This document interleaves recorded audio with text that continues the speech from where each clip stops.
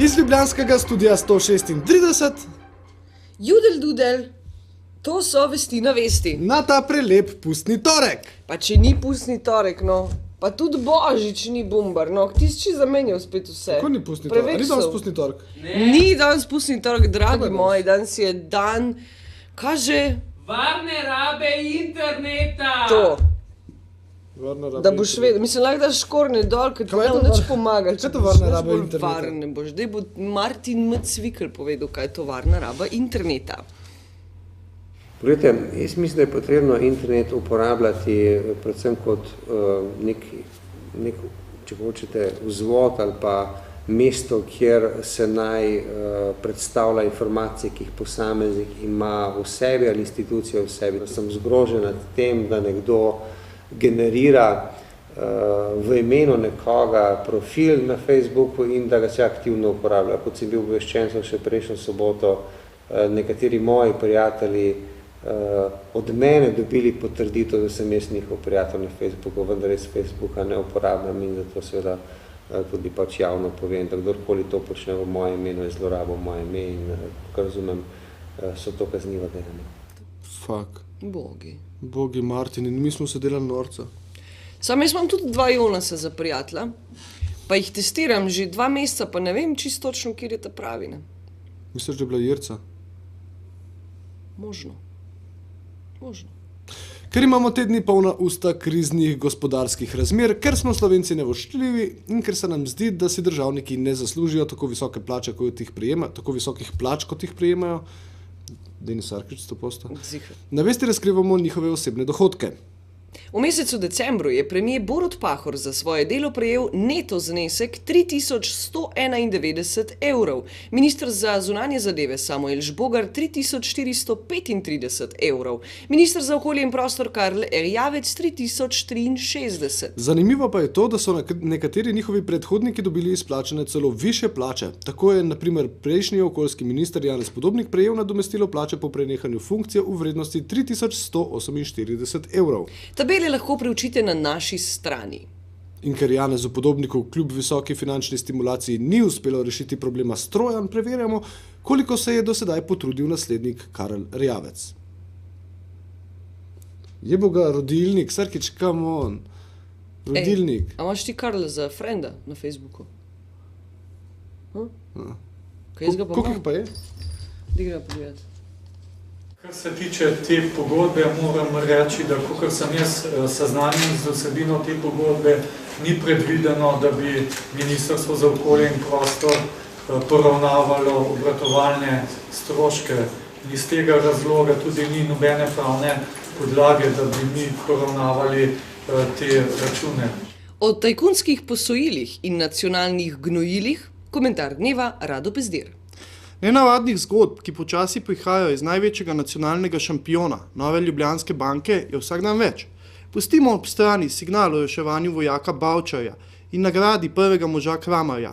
Zadnji podatek, ki ga je povedal član sveta Banke Slovenije, je zaenkrat najbolj pomenljiv in kaže daleč več kot vse špekulacije v portfelju NLB in slovenskih bank. 2,7 milijarde evrov posojila ali 2,8 oslabitve aktive v bilancah slovenskih bank je številka, ki je ogromna.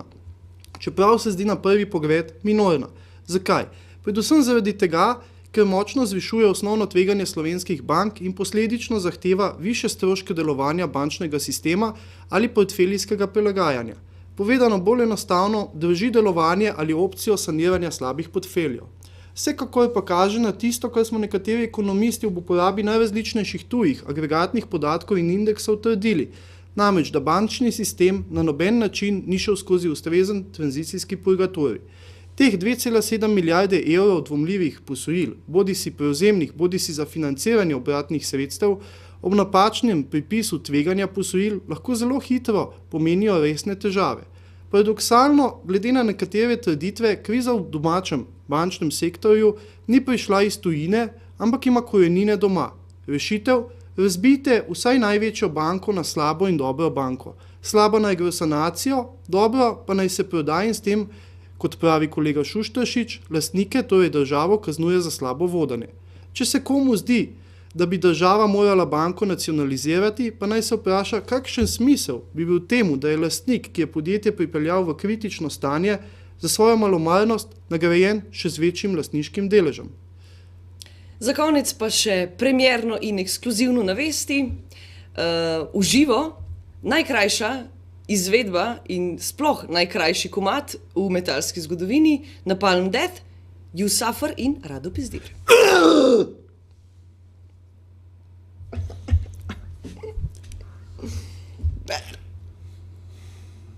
Predsednik republike Danilo Türk, za vse tiste, ki ste pozabili, kako izgleda, prilagamo njegovo fotografijo, je na novinarski konferenci predstavil humanitarne pobude Republike Slovenije v zvezi s položajem v Gazi. Akcije so vezane na zdravstveno in psihično rehabilitacijo prizadetih v vojni, zlasti otrok, ter na pomoč pri razminiranju. Türk je izpostavil tudi, da je v teh prizadevanjih angažirana vlada, tako v definiranju pomoči, kot tudi pri pripravah na donatorsko konferenco, ki bo predvidoma v Kairu 2. marca letos. Pri donatorski konferenci bodo Evropska unija in države članice Evropske unije nastopale s svojo ponudbo. Slovenska ponudba se postopoma definira. Naši politiki so postali pomembnejši in drznejši. Vzdušje pred pričetkom novinarske konference, na katero sta seveda zamujala prometni minister Patrick Vlačič in ljubljanski Vlačič. Če vlada, naredila kanal noter v nos. In ljubljanski Zoran Župan Janković je bilo takšno predstavnikom medijev, pa se ni nihče za čakanje opravičil. Predstavnikom medijev. Zakaj pa bi se predstavnikom medijem opravičevali? Kaj so mediji klinac, da bo človek, ki je zamudil, se opravičil novinarju? Halo? Ja. Namesto da bi, halo, mediji se opravičili predstavnikom medijem. Ja, ker ste prišli prej. Onim točno. Pač, no, če gre. A imajo mediji svoj Facebook? Nisem nikoli snifal, kaj, Jana? Treba vse spucati.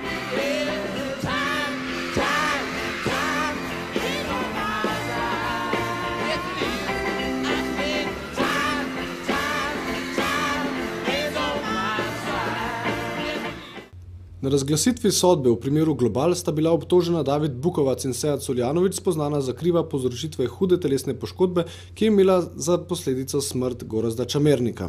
Sodni senat jima je prisodil po 8 let zapora, na razsodbo pa je oče Gorazda dejal naslednje. Allah, ti se oglasiš. Okay. Kar se sodbe tiče, se pravi, skratka, šel bom do konca in zahtevam, da se sodbe prekvalificira v umor in bom tudi, če ne druge, bomo po Hagu nekaj. Slovenija, Slovenija, Slovenija, kulturac. Facebook krvodajalska akcija naslednji petek. 5. Ne morem, ni tle. Sinoči se je v ljubljanski galeriji Kresija odvila dražba fotografij Društva fotografov NO, s katero so zbrali rekordnih 10.800 evrov. Znesek bo tudi letos namenjen slepim in slabovidnim. Rekordni znesek 800 evrov je za fotografijo Voranca Vogla ponudil naš sodelavec Jaka Tomc in s tem spravil v zadrego Zorana Jankovića. Jaz ne vem, komu je bilo, res. On je kar dvignil roko in je rekel, jaz. Takaj, in Zoran Janković je bil pa, bad, zdaj pa 800 evrov ponudil, jaz pa ne bom 801 in šel, ali kaj. Ne, sem je car Jaka Tomc, res. Jaz ne vem, od česa on živi, pa kako, ampak... Ja, na vesti dela, od česa on živi, halo. Ja, v bistvu. To je bila najdražja fotografija. Na celi dražbi, na celi dražbi. Še Jankovića si šucil. Ja, Janković je ponudil 750 za fotografijo naših olimpijcev, to je tale. No, jaz sem pa 800 ponudil za to. Sicer sem hotel za eno drugo, no, ampak niso bili zelo razpoloženi dražitelji danes, tako da me noben ni hotel višati, ne. Pa sem jih kar dal za 60 pobral.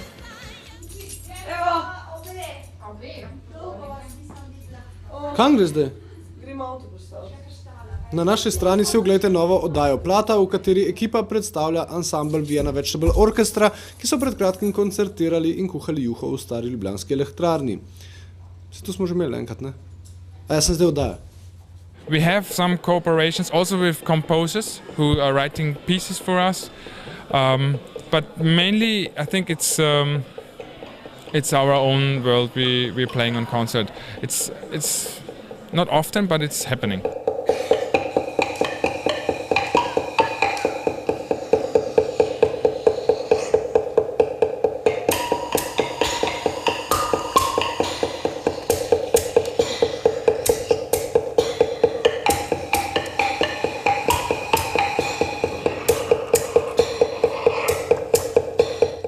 še vreme, kot nalašč za premikanje avtomobilov. Iz ljubljanskega studia 136 to so bile vesti na vesti. Ajde. Se vidimo. Kdaj pol pusti?